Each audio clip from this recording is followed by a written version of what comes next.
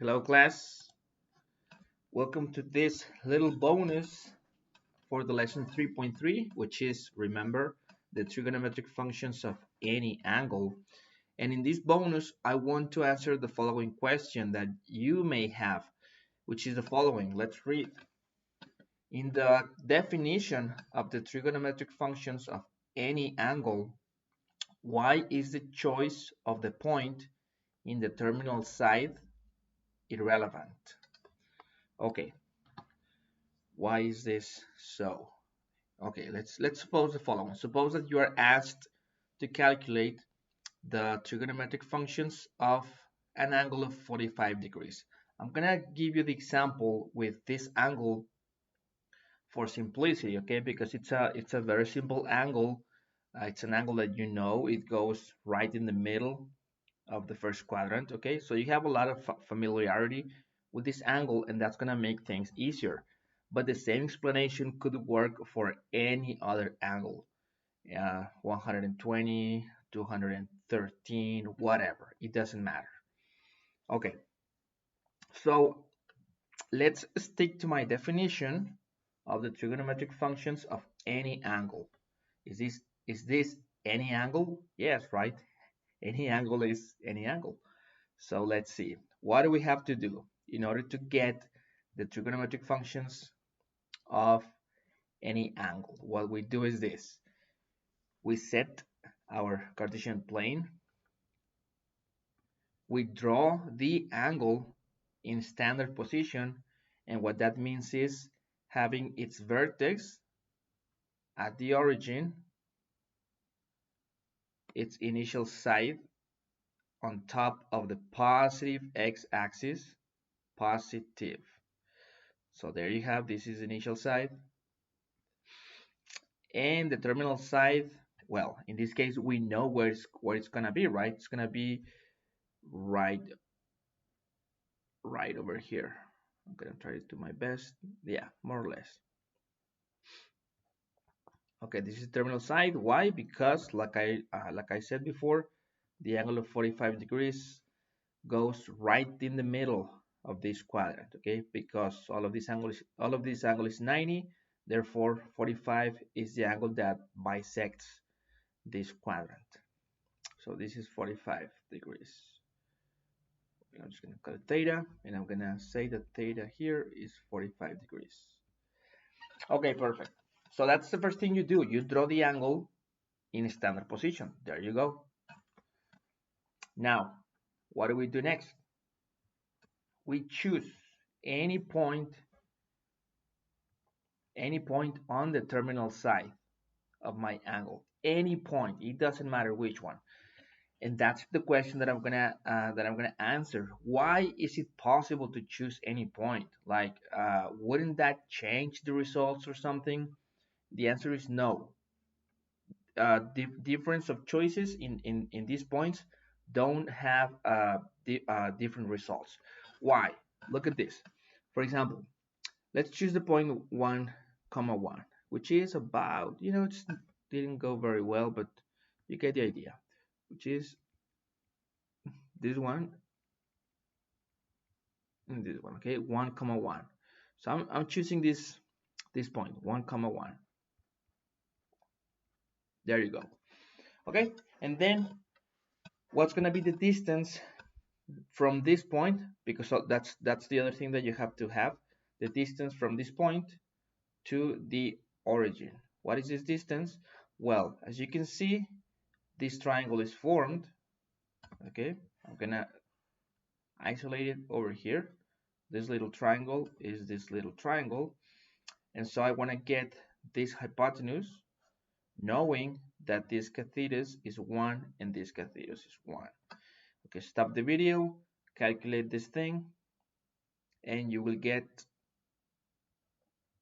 the square root of 2. Okay, so now we know that this is the square root of 2.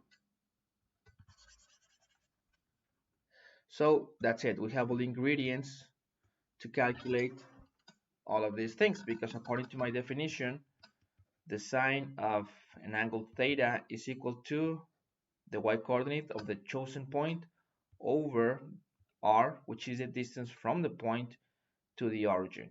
And in this case, maybe I should put that in here. R is going to be the square root of 2.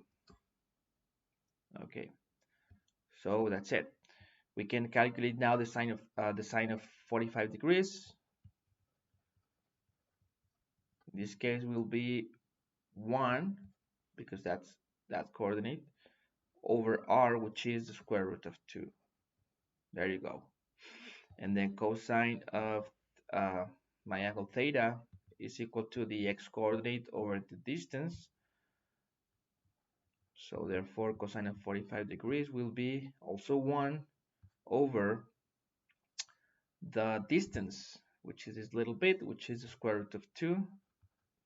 And tangent is defined as y over x, and therefore the tangent of 45 degrees is equal to 1 over 1, which is 1.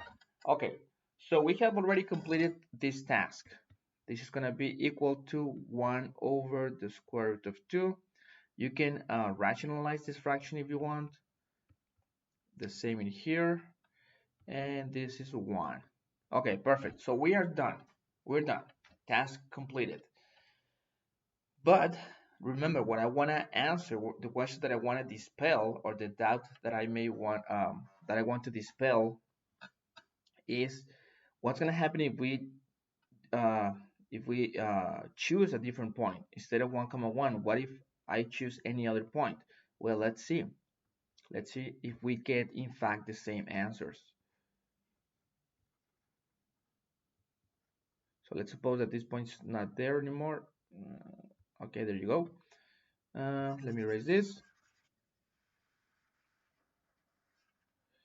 Let me erase this because this is gonna be different now.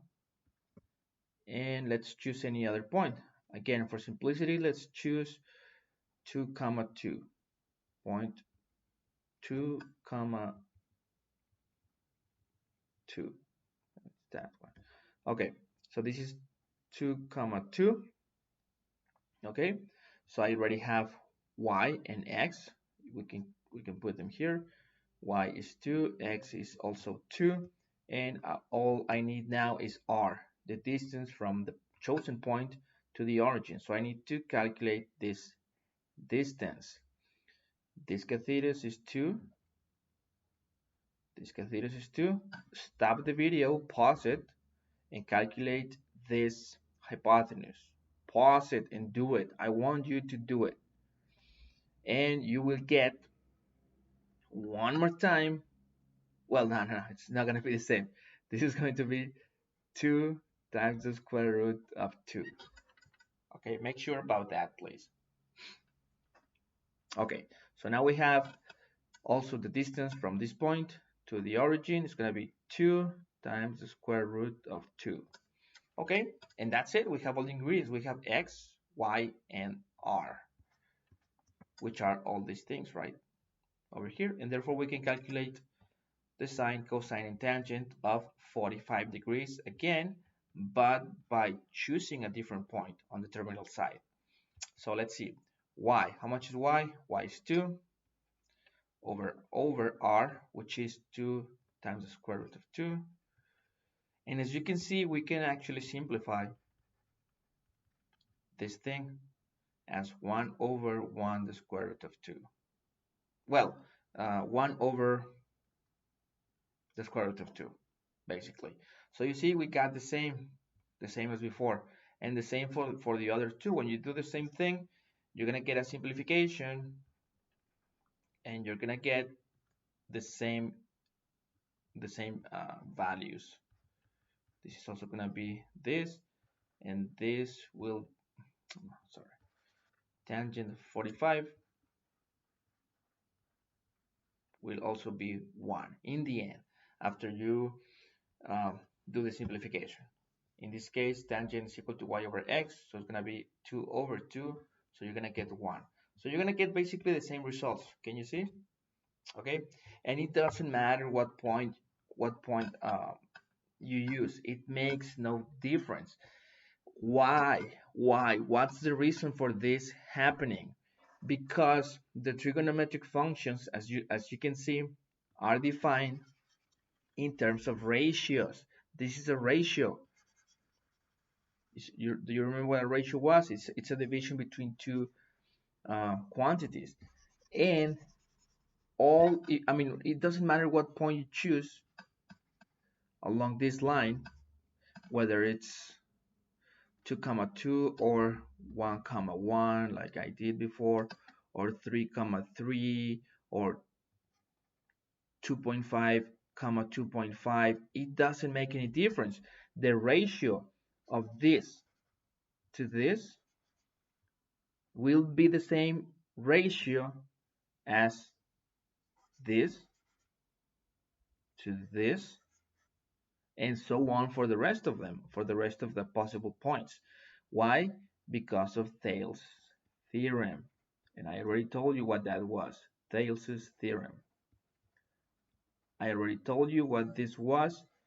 If you don't remember it clearly, at least you have an idea that it's about proportions for similar triangles. You see, and all of these triangles are similar, guys. Therefore, the ratio of this over this is the same as the ratio of this side to this side, which is the same as the ratio of whatever, this side to this side, etc., etc. That's why it makes the choice of the point is completely irrelevant, because basically we're using Thales' theorem. Okay, that's it. I hope you have understood.